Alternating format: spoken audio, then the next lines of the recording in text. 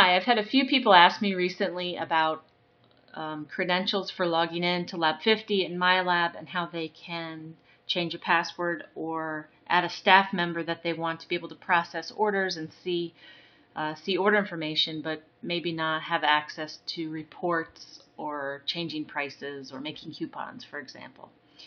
So I'm going to go into a little used area of Lab 50, the user administration area. Log in with the administration password which we were given. The dealer code is a 4-digit code, and the username is dealeradmin in most cases unless you've changed it. And the password is a complex combination of letters and numbers.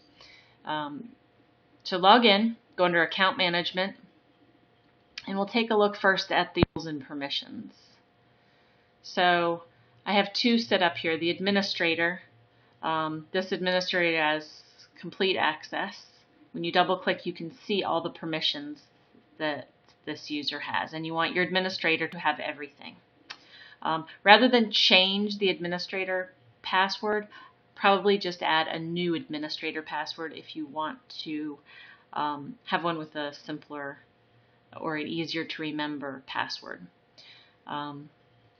So back here I've also made an operator an operator user role. So my operator does not have permission to do all these items. My operator has no permissions, in fact. Let's give my operator some permissions. I want my operator to be able to log in and view the dashboard on MyLab. Charge, modify, print orders, read billing information, read orders, modify customer photos. I don't want them to read my reports or create new user roles. I don't think they need to do any of this other stuff here. So let them read customer information there.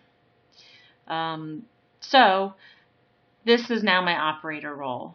And I'm going to go ahead and save this. I've defined my operator role. So you define the role, so my operator here. Now I'm going to go back, and I saved that. So now I can go to my users. So my user here is username dealeradmin. Here's all my information. I'm going to create a new user. So I'm going to create a new username manager. Password, let's see, confirm. Now here's where I pick my role. I want my manager to have the same privileges that my administrator has, which is everything. I really trust my manager. I can go ahead and put their information in here, and then I can save this. Now I want to create a staff login too. So I'm going to create another user. I'm going to call this staff and make their password. And their role is not going to be administrator, but it's going to be the operator that I set up. I can go ahead and put in contact information here if I want, and then save that. Oh, well.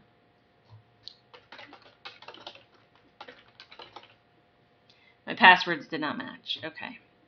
So here, now I can tell I have all my my users here. I have 2 administrator roles and 1 operator. So now I'm going to give my staff this operator login.